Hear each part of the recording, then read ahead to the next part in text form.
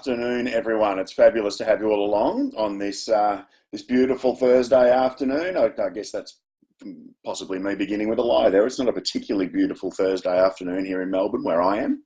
I'm hoping it's a little sunnier where you are. Melbourne's been doing its usual thing of giving us a glimpse of how fantastic springtime here can be, and then ripping it away from you before you can become accustomed to it.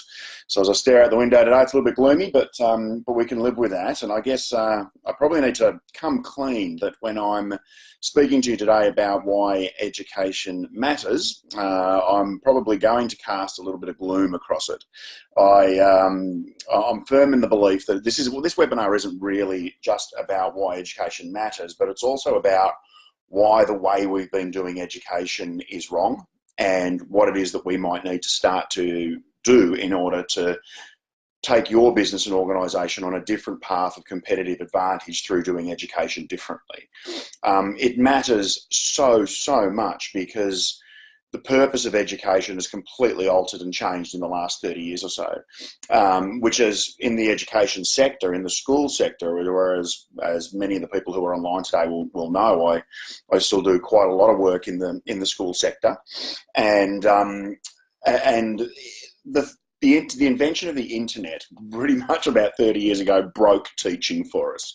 For us chalkies, it wrecked everything, because no longer could our job be about being the experts of knowledge.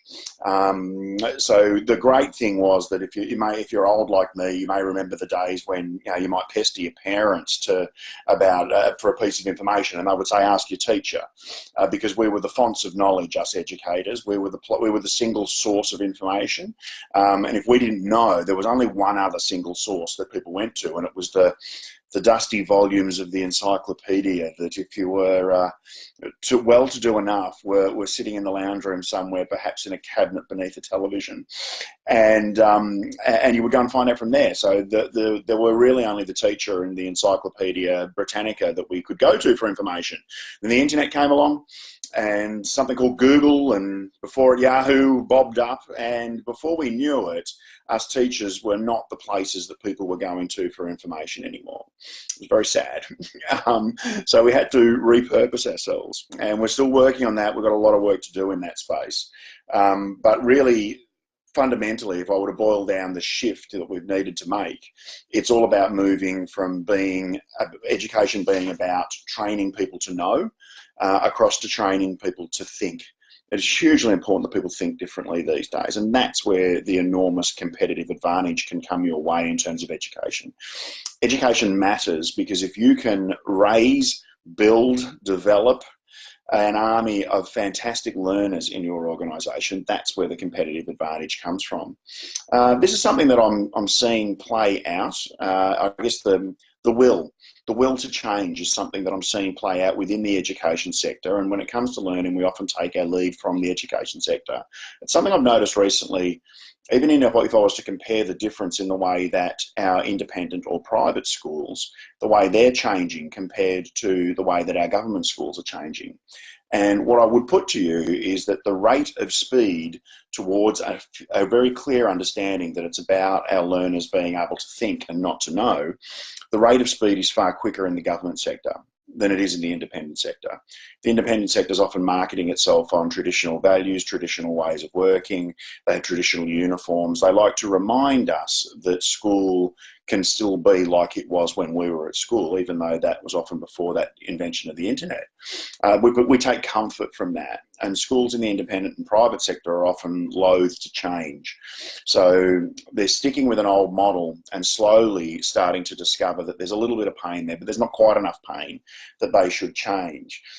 It's in the government schools, to be really honest, that I work with, where I see significant rates of change. And why is that? Because the pain's strong enough. Kids these days come to school fully cognizant that they want to be players in the education experience. They know what they want, they know what they need to know, they know where they want to go with it, and they know what's completely irrelevant. and they want to play, they want to do education with us and not have it done to them. And so the pain in terms of, for instance, sometimes the behaviour of our students or their willingness to step up and to be players is often strong enough that government schools have gone, actually, we need to change this. We need to move in a different direction. So it's a bit like the old metaphor of, if you're familiar with it, the frog in the pot. You know, the frog in the pot, you know, slowly that you can turn the temperature up on the frog in the pot and it won't jump out, it'll die. But if you drop a frog into a hot pot, it'll jump out straight away. That we need to make sure that the change happens so quickly that people realise that they've got to jump out. And if your organisation can be the one that changes quickly, then you can lose people, and that's fine, because you'll lose the right frogs. You'll lose the people who aren't prepared to change and aren't prepared to adapt to become the agile thinkers that we need in our organisations. And you'll keep the ones who are prepared to work through the difficulty to find something really fantastic on the other side. So my firm belief is that, yes, okay, why does education matter? Because it raises for you a workforce of thinkers who do and think some really incredible stuff, some stuff that you wouldn't have imagined. And that's why education matters so much. And so I'd like to unpack some of the key issues here that might allow you to realise the pain that your organisation is going through at the moment that perhaps you haven't realised because we've been turning the temperature up so gradually on this. So I think it's time that we stopped and saw what's really going on. Before I do move on, I want to encourage all of our participants today. I'm just sort of looking through the attendee list today. There's a couple of familiar faces there, Michelle and Richard from Thought Leaders Land. Welcome. Thank you so much for coming along to check out the webinar today. I want to encourage you all to step up and to be involved in the webinar today. So there's a couple of ways that you can do that. Number one is that you can write a question. You can put it in the chat box or the question box, depending on the software version that you have of GoToWebinar. There should be one or both of those available to you. And I'd love to take the opportunity to contextualise some of this in the work that you're doing today. So feel free to step up, get involved. The other way that you can get involved is to actually, and I'm talking about how we need to not take too much inspiration from our old school classrooms, but it's really important that you use an old school feature in the control panel today if you'd like to be involved, which is to put your hand up. So you'll see a little button there that'll look like a palm of a hand sticking up in the air. And if you use that button, and I can see Michelle putting her hand up and down a couple of times there, just giving it a little bit of practice. If you put your hand up, old school classroom, I can acknowledge you, I can unmute you from my end, we can have a little tete-a-tete and really make sense of this together for you. So hugely important stuff that we want to have you as a part of the webinar today. There's a temptation sometimes to treat webinar as a learning experience. It's a little like a movie, and I'd like you to discard that little metaphor for the way that learning needs to look. We're going to do a little bit of the learning together today rather than me trying to force feed you this information. So what I'd like to do today is to begin with an example for you about why it's important that we train our learners to think rather than just to know. And it comes from a really fabulous, if you're a bit like me, you would have said you do the occasional flick through the TED website and try to find some really clever ideas. And I was looking for a TED talk recently for some work that I was doing for the education department in the Northern Territory. And I was looking at this TED talk on prioritising. They were looking to try and work out what does quality teaching look like across the Northern Territory. And there were so many things they could tackle, and we were trying to look for a way to prioritise.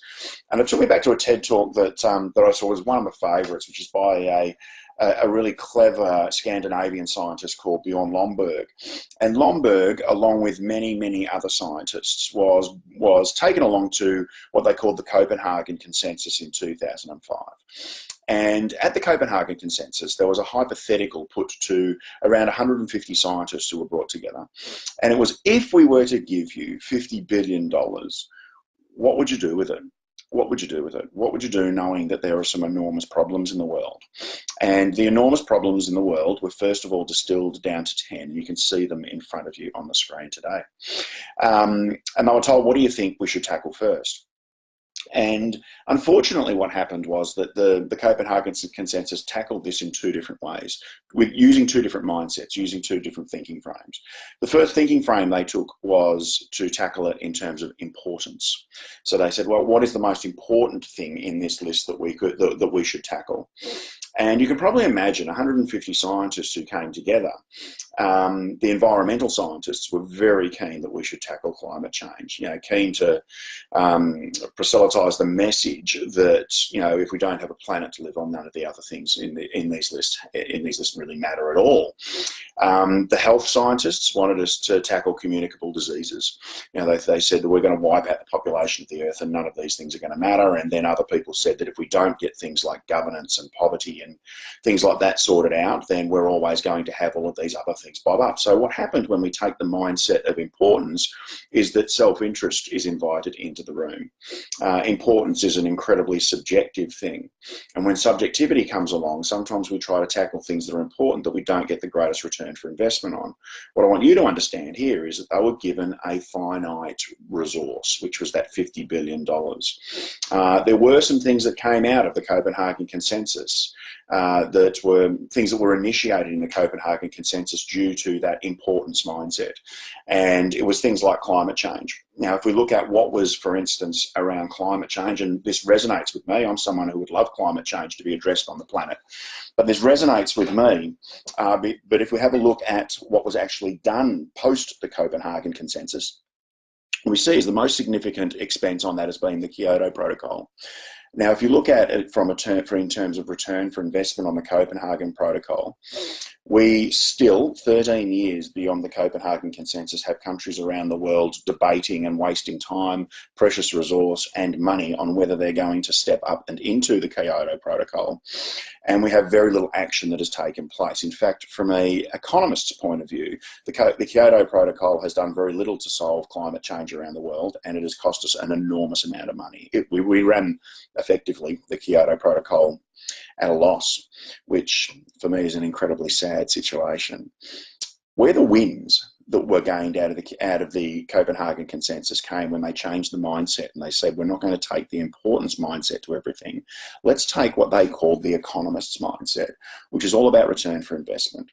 It's all about saying, with the resource we've got, is it possible that we could tackle some of these things in a way that allows us to have a larger return from investment, that allows us to have a win rather than a loss? And you know what? Let's try and find a big win. Let's try and find something within this list that we could tackle that would allow us to be able to get, perhaps 2, perhaps 5, perhaps 10 times the return on investment for the money and the effort that we're going to put in. And then they found some different things that they tackled. And what I want to do is I just want to work you through some things that may surprise you about what they did after the Copenhagen Consensus by taking not an importance mindset, but taking an economist's mindset to the way they were going to work. And at number 4, what came in was malaria. And what they realised was that if they invested $1.6 billion in nets and medicine, that would have, and particularly in putting those resources in the right place, that they could actually cut the malaria problem in the world in half, which would, in terms of just a monetary return, be a 5 times investment on the $1.6 billion that they needed to put in. It makes you wonder when you see it why we weren't doing that before. Why we weren't able to see that there was an immense opportunity to hit a significant problem on the head. What came in at number 3 was free trade. And unfortunately, this one will cost a fair bit to get off the ground. And that's possibly why inside the $50 billion, it hasn't been possible to get it going.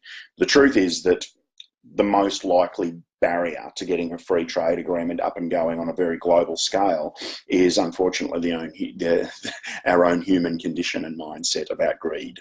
And even though most of the projections on what would be the cost benefit to both rich and poor countries is that there would be a $2.4 trillion benefit across the world, we just can't get the political will to have that happen because of the fear that people have with opening up boundaries. So as a result, we get entrenched wealth and we get entrenched poverty. The rich countries, even though there's significant advantage to be made to them, just to be had for them, just don't have the pain level high enough to be able to change yet, to be able to make this wonderful adjustment happen. What came in at number 2 from the Copenhagen Consensus was malnutrition. And what they realised through this was that they could get a significant impact in terms of reducing the amount of people that die from malnutrition around the world, not by focusing on flying big planes over poverty and drought-stricken areas around the world and dropping food parcels and allowing those people on the ground, as desperate and famished as they are, to fight for their sack of wheat to take home, but by saying let's focus on micronutrients instead. And the research that came out of it was that a significant dent could be made in all countries, but particularly our horribly chronically malnutrition afflicted countries, by focusing on bringing 4 key micronutrients to the people there. Things like iron, zinc, iodine and vitamin A. If we did that, we would get a significant return on our investment. Not something that jumps out in terms of potentially the work we want to do in terms of malnutrition, but we need to think differently to be able to see that. We need to not just know what's been done in the past and do more of it. We need to be able to look at the problem and say, can we think about it in a much different kind of way? And I guess the only bet that I would make out of this is that you wouldn't be able to spot what was actually done as the number 1 action by these 150 scientists who came together for the Copenhagen Consensus. And it's because it's no longer on our radar. It's because they did it. They actually said there is an enormous return on investment that can be made, in fact, a 10 times cost benefit if we tackle HIV/AIDS. They realised that by investing $27 billion of that $50 billion available to them, that would represent the saving of 27 million cases in Africa alone. And that, like I mentioned a minute ago, represents a 10 times cost benefit on the prevention rather than the treatment of HIV/AIDS. And like I said, that's probably not a problem that you saw coming. And it's because it's no longer on our agenda that that's the case. We need to take the economist mindset when it comes to the way that we're going to do education in our businesses.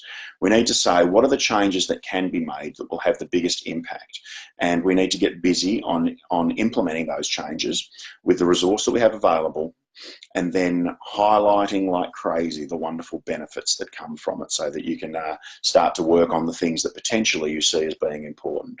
So what I want to do today is I want to bring to you some of the things that you can do to get started, and some of the reasons indeed that you should get started. So first of all, I want to point out to you that one of the issues we've got in terms of education in the world is that we have enormous dissatisfaction with the way that our education systems are both preparing people to be able to come into your workforces, and indeed the way that we are then copying education in terms of the way we train them post the commencement of their employment with us. There was a group called the World Innovation Summit for Education, and they were brought together in 2015. And what they did was they brought together 1,550 education experts around the world, and they combined them with a bunch of business experts as well. And they said, what could we actually deduce from this room full of expertise? So they ran an enormous survey, and what they found was rather alarming. And first of all, that is that 3/4 of the people, nearly 3,000 participants at the WISE Education Summit, they found that 3/4 of them are dissatisfied with the education system in their own countries. Further, they found that only 12% of their education systems were seen to be innovative by those people, and only around 1% of them rated them as extremely innovative. So the experts in this area were saying, no, we're pretty much just doing what we've always done. 39% of these experts believe that the universities in their own country are not adequately preparing students for their workplace. And one of the other issues they had is they said that the ability to apply learning, so for instance, say, people to be able to come in with sound technical knowledge but not being able to apply it, about 52% of them said that that was a considerable real world problem for them. Probably the thing that stands out most for me from what the survey that they ran at the WISE Summit is that fewer than 2 in 10 cited that an access to technology was a problem. It was only 18% of people that said the problem is we don't have the technology. So one of the things that we've been doing in education lately is relying heavily on a technological revolution to sweep us up and take us into the future. Great learning isn't reliant on technology. Great learning, it can be enhanced by technology, but it's just a tool. It's just a tool. If we start with a fundamental problem in the way that we're tackling learning, such as we're just trying to help people to know rather than to think, then the technology will tend to help the teacher. It'll make you be able to present, it'll help you to be able to deliver a funkier presentation, but it will not help the learner to be able to step further forward. So we want to take some attention from this, because I think there are some really important lessons to be learned from this. And I think there's actually two big don'ts.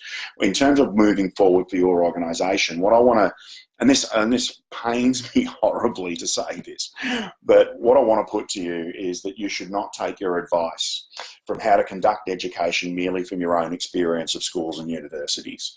I just had to pause then to wipe a tear from my cheek. It upsets me greatly that we need to actually understand that the expertise around education is not necessarily sitting in our schools and the places that claim to be the education experts, nor should you hark backwards to your own experience. You shouldn't just go, well, it was like this when I was at school, so this is the way it must have to be. It doesn't have to be that way. I said to you about 30 years ago, the invention of the internet was the pivotal moment in education. Education needed to change from that point, and it hasn't yet. So we need to make sure that that transition is something that we're cognizant of, and we say we are going to do education differently.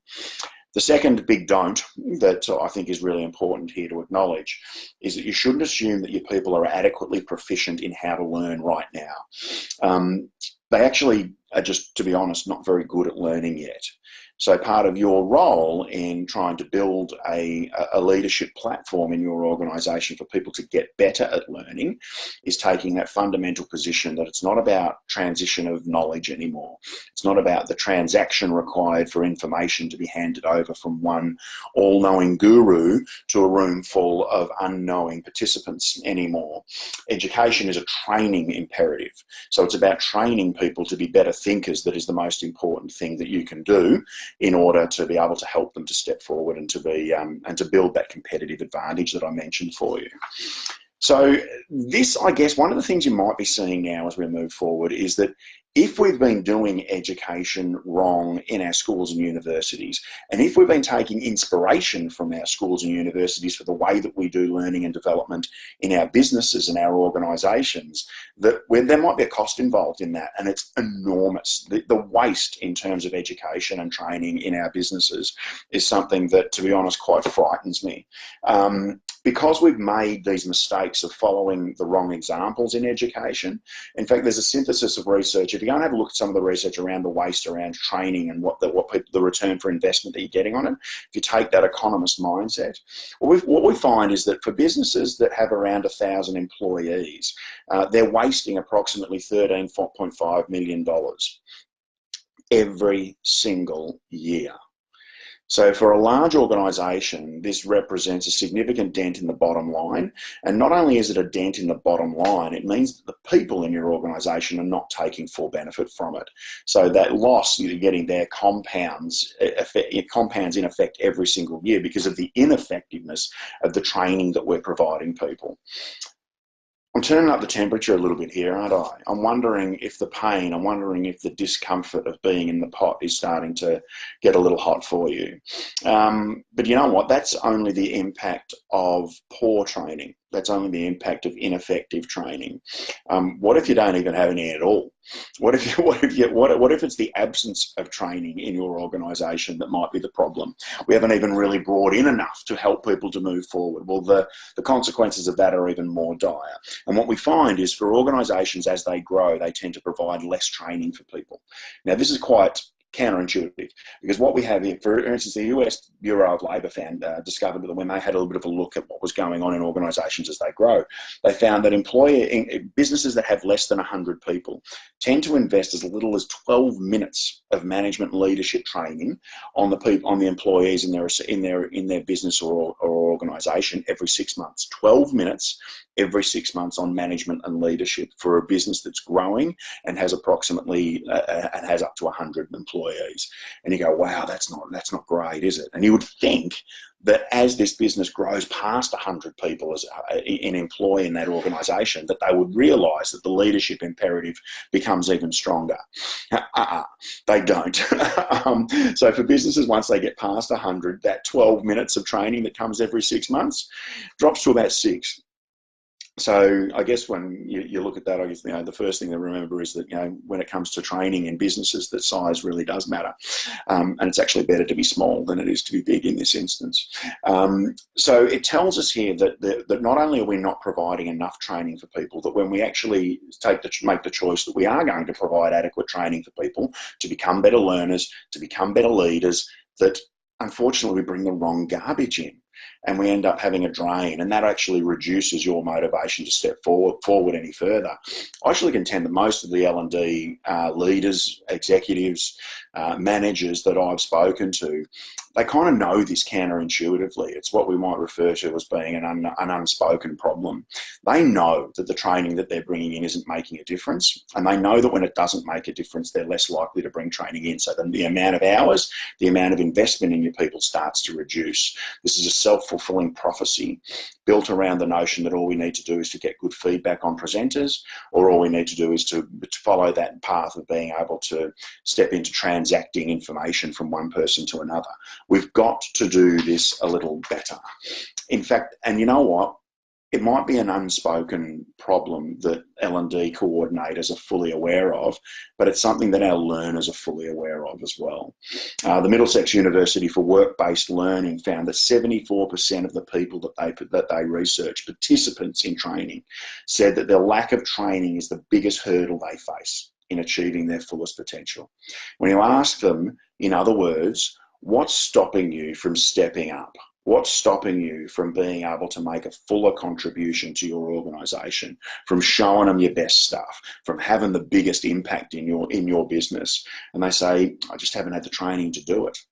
And you know what? The people that are coming into our organisations, for instance, our millennials, are even more acutely aware of it. 80% of the millennials who are researched said that professional learning and growth is incredibly or extremely important to them. They believe fundamentally in the notion of being trained and being able to leverage that training for a higher level of performance. And yet here we are in the background, measuring our training by attendance, measuring it by applause, measuring it by feedback, measuring it by how many hours we put in front of people and whether we've expended our budget. And they're saying, we need a lot of it, but we need it to be good as well. And then we're going to actually do some really awesome stuff. So this is in the way for not only leaders of L&D, but it's in the way for the participants as well. They know we've got a problem. They know we need to move on. And what this is doing in terms of impact is that it's having an enormous impact in terms of employee engagement. Now, it's the holy grail, isn't it? This whole engagement piece for us in organisations these days. A good friend of mine, Dan Collins, says that he actually can't stand the word engagement anymore. Dan says that he just doesn't think it means anything anymore. Everyone's got their own definition of it, and nobody's really fully engaged anyway. It's all just about the effort you provide. So when I'm talking about engagement, I tend to be talking about people who are listening, speaking, thinking, or doing. But that's pretty much just the education piece. When it comes to being at work, and what we find out about engagement is that it's really about the emotional level of attention, the emotional level of attachment and investment that people are making in your organisation. So in our quest for a truly engaged workforce, we've largely addressed it through education. Education, one of the truisms about education is it's the best lever that you have available to be able to improve engagement. And yet through a Gallup survey, they found that 13% of our employees are only 13% of our employees report being highly engaged, and double that amount, 26% of the people that they surveyed reported that they feel utterly detached. Those words, utterly detached, break my heart. And so what I think we need to do is to create conditions where people actually make the decision that they're going to step into engagement, that they're going to invest emotionally, that they're going to make that choice to work forward. I'm just noticing a couple of questions coming through there. Michelle has put in here that I was just talking to that, Michelle. Engagement is a choice the employees make, not something you can make happen. I agree. You can't force someone to engage. You've got to create conditions where that choice is something that they walk towards welcomely in a warm way. So hugely important if we're going to create conditions where people feel like engaging, feel like making that emotional investment, that we get our education part right because of the strength of the lever that can be. Now, as I mentioned mentioned before what I was talking about in terms of education, what you can get from it. And I want to, I guess, I want to clear some clouds away here. I know that I've been hitting you hard with what the pain is of working, of doing education differently in your organisation. And what I want to show you for a minute is three things that are in it for you. So the WIFY is what's in it for you.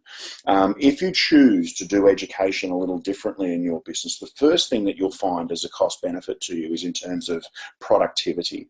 Now, what we know is that, for instance, the National Centre of the Education Quality of the Workforce, they compared an increase in education spend in business with an increase in equipment spend. So they said, okay, what would be the cost return of increasing the amount of money we spend on education with the amount of money that we spend on new fandangled toys and equipment and technology for people? Fascinating result. What they found was that if you increase your education spend by 10%, so whatever it is, if you increase your education spend by 10%, the return on investment in terms of productivity is around 8.6%. That's a really good result, a really positive result in terms of productivity across your entire organisation.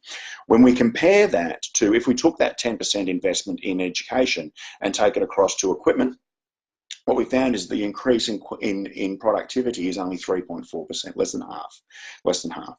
So in terms of productivity, what we get when we invest in education and learning is more than twice the return that we get when we invest in the tools that we put in people's hands. It's not good enough to just provide people with a new laptop, with a new piece of machinery, with a new tool to be able to do their work. You've got to train them up to be able to do it well, to be able to do it creatively. And then we get the return in terms of productivity. What it translates as, in a really bland and layman's kind of way, is that people will get more done in less time with less stuff if you educate them well than you will if you provide them with the new toys and tools, but fail to invest in their capacity. So that's what education does. It increases capacity, and it doesn't take the same level of capacity and have people to apply it to an additional number of tools. Very important stuff to remember here. So in terms of productivity, the return that you can get on this is enormous if you decide to get fair income about education.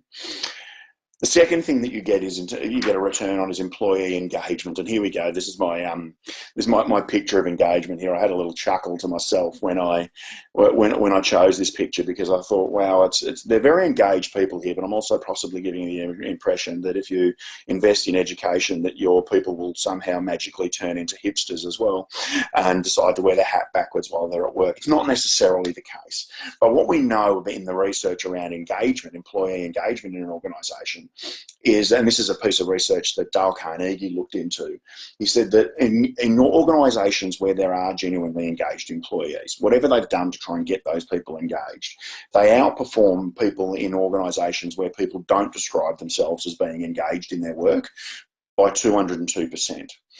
I don't know what else you could do in a business that would get you a 202% in performance improvement. I can't think of the new tool. I can't think of the new approach. I can't think of the new position that you could bring to your organisation that would get you a 202% performance improvement stat that would do it better than education. So hugely important that we do that. If we were to define that in terms of learning, like I said before, that's people in the learning environment who are genuinely thinking, listening, speaking, or doing. Okay. The opposite, I guess, the antithesis of people listening, speaking, thinking, or doing is that they're waiting. If I want you to think about waiting for a moment, and if you were to actually, think about yourself when you go to a doctor's surgery, for instance, if you land in that doctor's surgery, and you've got the coffee table there of New Idea magazines from 1994, and you've got the broken television up on the wall. I wonder how long it is until you grab your phone. And so it is in our learning experience as well. If you're going to run a training event and people are going to come into that training event and they're going to sit down and they're going to wait, then you can expect that there will be the training experiences where people are on their phone under the table. So really, really important here that we make our learning engaging. And then what we get, and I think this is what Michelle is pointing to as well, Then what we get is a transition of that engagement to the workplace, where even when the leader of learning isn't there, that the people in your organisation have made the choice to engage at a higher level. So really important stuff in terms of engagement. I want to just go, because I've noticed another question coming through. Richard, really appreciate your contribution today, mate. Richard and I did some work a while back in this space, so his opinion and Richard's thought leadership in this space is something that I rate incredibly highly. I'm just going to read out what Richard said here. We demand higher certifications of our tradespeople to be competent, yet nothing is demanded of leaders. There's an assumption that your past achievement is the best predictor. Leadership needs professionalisation in every business. Richard, I couldn't agree more. It's something that happens in learning in both the education sector and in the business sector. There's an assumption made that if you are technically proficient, that you can be promoted to a next role where you are able to then make other people as technically proficient as you. The skill in becoming technically proficient is completely different to the skill in being able to show others how to become technically proficient.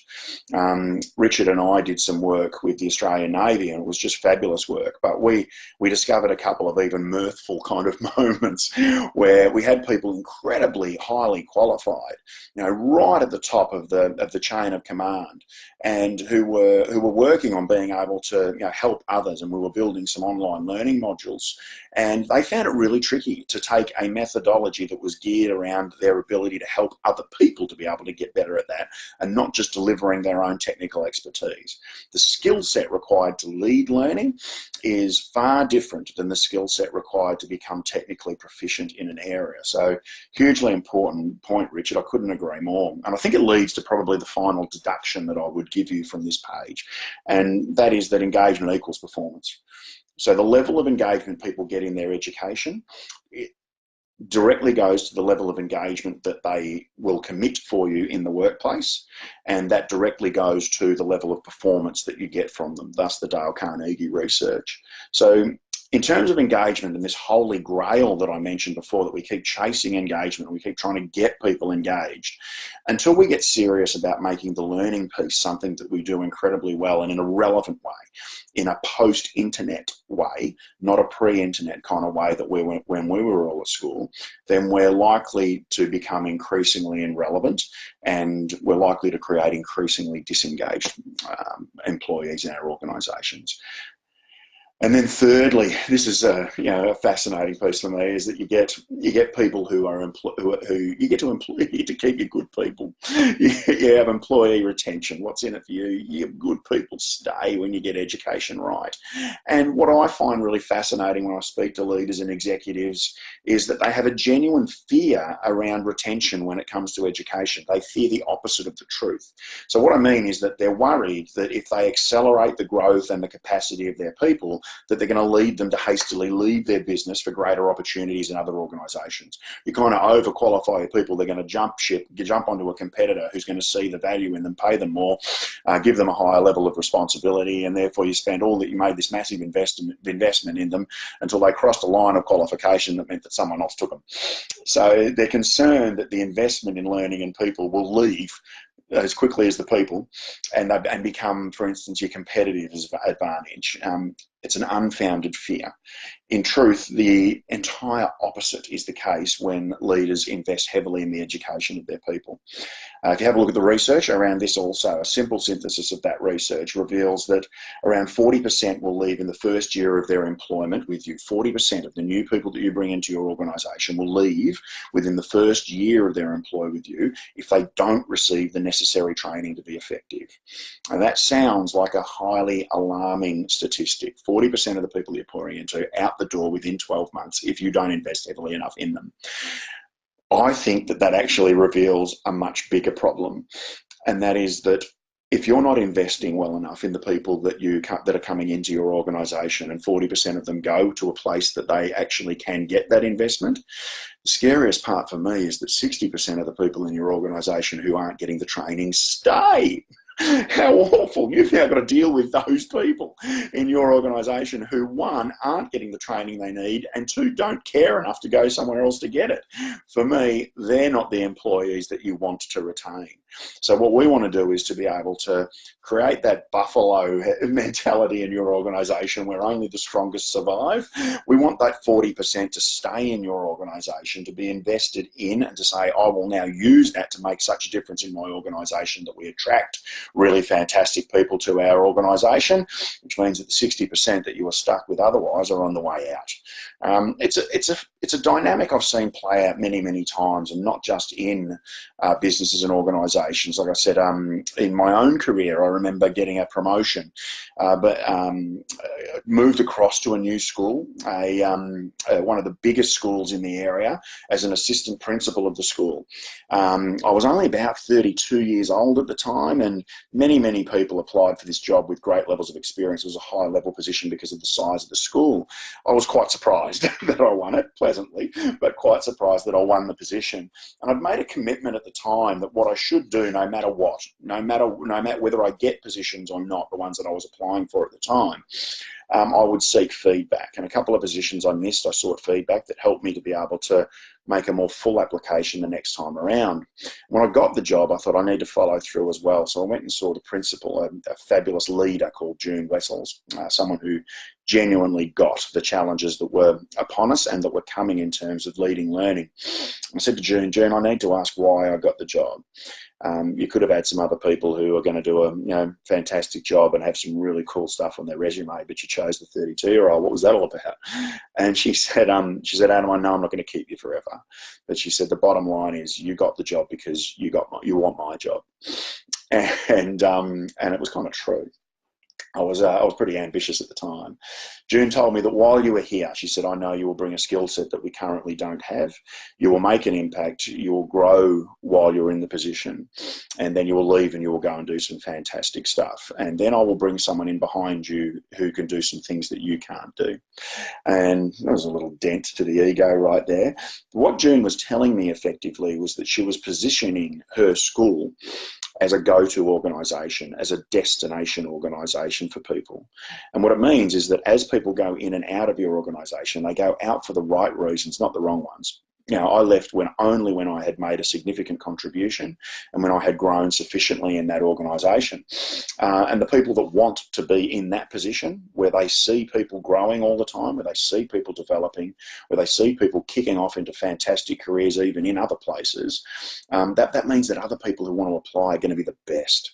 So what you want is to position your organisation as a go-to destination for people to want to come and work in. And then what it means is that you mitigate any risk of any talent drain that might come from having people who are so talented that they just pick up jobs elsewhere. You get people in with varying skill sets, and what we know about diversity, not only in workplaces but also on boards, is that if you can increase the diversity in your organisation, you again maximise to a much greater level that competitive advantage that we're all looking for. So, like I said, I think that today I felt that I was matching the weather in Melbourne. I felt that I was going for a rather gloomy pall across the presentation. So I hope you've been able to work your way through it. But what I was trying to do today was to emphasise upon you why education matters so much, and to give you the opportunity to be able to step forward to it. And to that effect, I want to put to you that you don't have a moment to lose. The time's running out. Other people are catching on to this. And if you choose that you're going to continue to run education along traditional lines, then about the only thing I can guarantee you is you're making the choice that your business, that your organisation should continue to become increasingly irrelevant. If you want to improve that competitive advantage, then it starts with that very simple decision.